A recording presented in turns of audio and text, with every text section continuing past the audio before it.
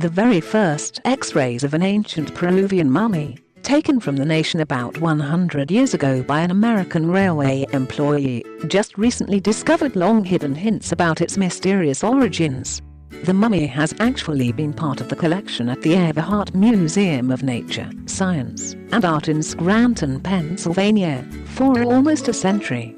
However, really little was understood about their mummy when the museum got it in the 1920s. Over the years that followed, the mummy's delicate condition dissuaded intrusive assessments that might have exposed hints about its origins. Nevertheless, museum authorities lastly understand a little bit more about this interesting mummy. After X-raying it for the very first time, they found that the mummified individual was more youthful than they believed, a teen instead of a man.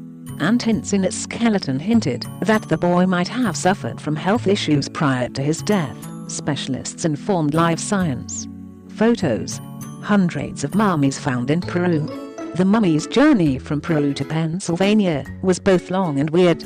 In 1923, a Scranton dental professional called Dr. G.E. Hill contributed their mummy to the museum. Hill had actually gotten the mummy from his daddy, who brought it from Peru when he returned house, after dealing with the railways. Everhart Museum manager Francesca Southern informed Live Science.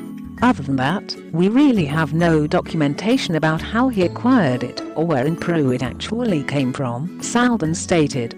According to the museum's archives, managers at the time determined the mummy as coming from the Paracas culture, one of the earliest in South America, which grew from 800 BC to 100 BC. When the museum got in the mummy, it remained in a fetal position. Conventional Paracas burial practices generally swaddle mummies in material, however this mummy wasn't finished up. Nevertheless, a fabric imprint was pushed into one of the mummy's knees, recommending that at one point it had a material cover that was then lost, Southern stated. Calculated X-ray tomography, CT, scans are normally utilized to analyze maintained soft tissues. However, the mummy had actually been kept in a big display screen case made of wood and glass given that the 1950s. The unwieldy case was too huge for a CT scanner, so the museum relied on Geisinger Radiology in Danville, Pennsylvania, to traditionally X-ray the mummy and discover what they might from its bones. Dr. Scott Sorelwind, medical director at Geisinger, informed Live Science. X-raying the mummy wasn't simple. Its position inside the big case avoided the specialists from getting a clear view of the hips. However, they had the ability to discover excellent angles of the skull and other parts of the body. In some of the bones, the growth plates weren't fused, and we estimated the age to be in the late teens, Sorelwind stated. When the radiologists X-rayed their mummy's feet, they kept in mind that a number of toes were missing out on. Amputations have actually been around for thousands of years, and it's possible that the teen lost his toes to frostbite or infection, Sorelwind recommended.